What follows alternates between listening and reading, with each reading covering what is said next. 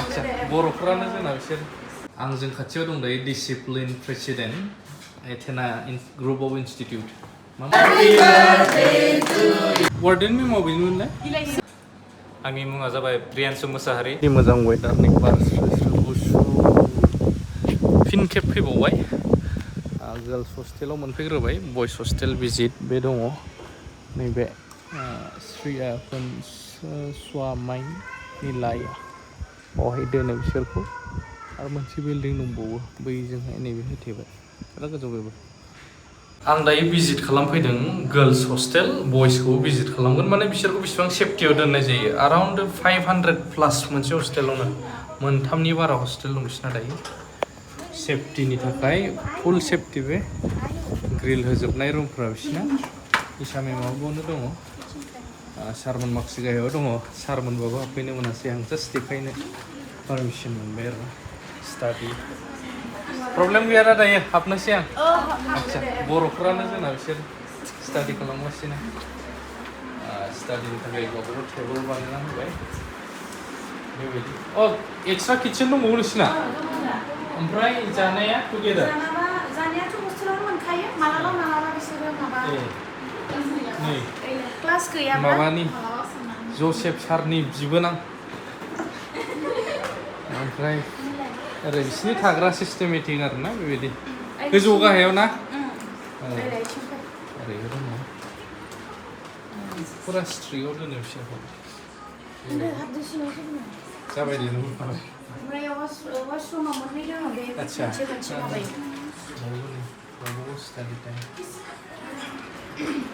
Warden मेम सासेया warden मेम बबेनिमोनलाय सिक्किमनि ना फ्रम सिक्किम सेफटिनि थाखाय बिसिना नै ओरै वेदारा बिराद मोजां खिन्थु बेंगलराव दायो ओमफ्राय जों दायो दसे भिजिट खालामहैबावगोन आं गाहायाव थांसिगोन बयस हस्टेलाव थांगोन बयस हस्टेला माबायदि माने आं फुल रुम गासिखौबो देखायजोबासै हानाय नङाना एफा 500 जननिबो केपासिटि बारा मोनसे बिल्डिंआवनो आरो मोनथाम दङ ओमफ्राय उइदाउट पारमिसन बिसोरो बायहेरायाव मालाबा ओंखारनो मोना अल राउन्ड केमेरा गाहायावथ' ब्रे बे लिफ्ट सिस्टेमबो दङ लिफ्टखौ आं बाहायासै ओंखारलांसै बेबायदि आरो सेफटिनि थाखायथ' जोबोद मोजां फरायनायनि थाखायबो वार्डेनफ्राबो बिराद स्ट्रिक्ट उइदाउट पारमिसन बिसोर बायहेरायाव जिबनाव ओंखारनो मोना ओंखारनोब्ला मा टाइमाव थांदों सोरजों ग्रुपआवसो थांनो मोनगोन प्लास मानो एप्लिकेसन होथारनांगोन बिसोर बेबायदि गाहायाव ओरैनो हल बायदि जिरायग्रा दं बे हाबफिनसै आं गाहायाव फैजोबबाय गासिबो वाचमेन सिकिउरिटि दं बै फेमिलिजों थायो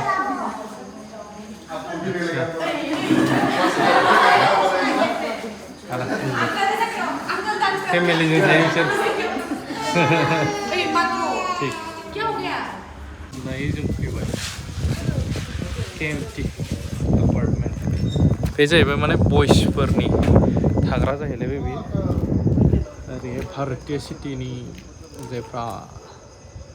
थाग्रा बेफोरनि बेलेग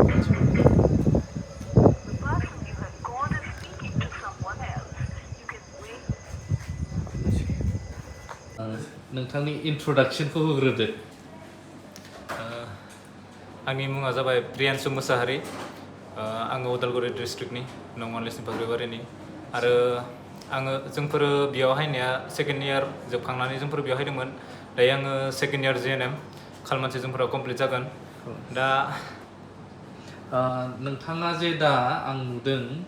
खोनानो मोनबाय डिसिप्लिन प्रेसिडेन्ट दा बेयावहाय माबायदि सिस्टेमाव जायो भटिं सिस्टेम जायोना आरो बोरै मोननो हाखो नोङो बेयाव भटिं सिस्टेमानो जायो गासै कलेजखौ लानानै बे कलेजाव जेनेबा इलेक्सन मोनसे कन्डाक्ट खालामो बेयाव गोबां रोखोमनि जेनेबा डिसिप्लिन प्रेसिडेन्ट एसएनए मेम्बार बिदिनो जिएस बेबायदि गोबां रोखोमनि डिपार्टमेन्ट हारि थायो बेयाव आंबो इलेक्सनाव जोंफोर गासै 7 गेलेदोंमोन बे डिसिप्लिन माबायाव दा बेयाव आङो जेनेबा गासैजोंबो मोजां मोनजानायखाय आरो जेनेबा मोजाङै थानाय मानाय जेनेबा बुंनो हानाय मानाय बेबायदि गासैबो जेनेबा बिदिखाय आंखौ जेनेबा मानसिफोरा भट होनानै मानानै बिदिनो आं देरहानो हाबाय आरो बेयाव स्टुडेन्ट आरो टिचार भट गासिबो टिचारफोराबो होयो आरो भटखौ दा बिनि थाखाय जेनेबा भट मोनबाय माबाय बिनि थाखाय आं देरहानानै बे डिसिप्लिन पस्टखौ प्रेसिडेन्ट डिसिप्लिन पस्टखौ मोनबाय आरो आं आदसा दा इनस्टिटिउटआव नोंसिनि रुल्स एन्ड रेगुलेसन आरो माबायदि नोंनि एक्सपिरियेन्सआ एसे ससेबाबो ब्रिफ आंनि बे डिसिप्लिन प्रेसिडेन्ट एक्सपिरियेन्सआ माने बे ओरैनो मोनसे पस्टल' नङा बियो बे डिसिप्लिन पस्टआव ओरैबायदि जेनेबा चेलेन्जेस जेनेबा मानसिफोरखौ बुंनो हानाय गोहो बेबायदिया थानांगौ जायो दा आंनिफ्रायबो सिनियर दोङो जेनेबा जुनियर दोङो दा गासैखौबो बुंनो गोनां जाहैयो जेनेबा नोङो मोजाङैहाय मोजाङै था मोजाङै रायलायनांगौ टिचारफोरदों बेफोर गासैखौबो जेनेबा मेनेज खालामनानै कनफिडेन्ट दिहुननानै जेनेबा बुंनो गोनां जायो आरो मानसिफोरखौ मा लेंगुवेज मेनलि बाहायो नोंसोर इनस्टिटिउटआव कमिउनिकेसन मेनलि बेंगालरावथ' इंलिशआ बिराद ओरैबायदि गोनांथि आरोना जेनेबा कानाडा लेंगुवेजखौ रोङाबाबो इंलिशआ ओरैबायदि कम्पालसरि जेनेबा हस्पिटालाव थांबोला गासैबो इडुकेटेड मानसिफोर बेबायदि बांद्राय लोगो मोनो बिनि थाखाय जेनेबा इंलिशखौ रोंद्रायनाया जेनेबा बिराद गोनांथि दा बेयावबो जोंफोर टिचारफोरदों मेनलि जोंफोर इंलिसावनो कमिउनिकेट खालामनो गोनां जायो बेनि थाखाय जेनेबा बेयाव इंलिश रायलायनाय मानाय माहाय जेनेबा मानसिफोरा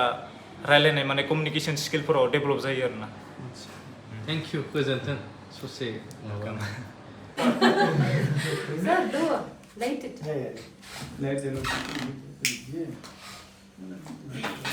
Happy birthday to you. Happy birthday to you. Happy birthday to you. Happy birthday to you. May God bless you. May God bless you. May God bless you, dear Patesa. May God bless you.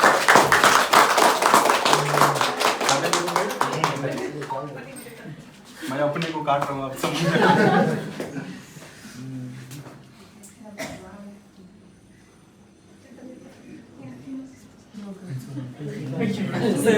Please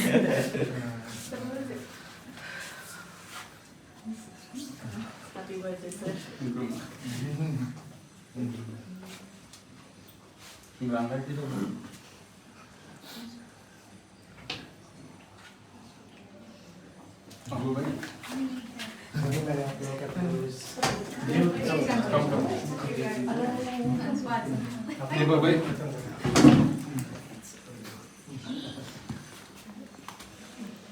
thank you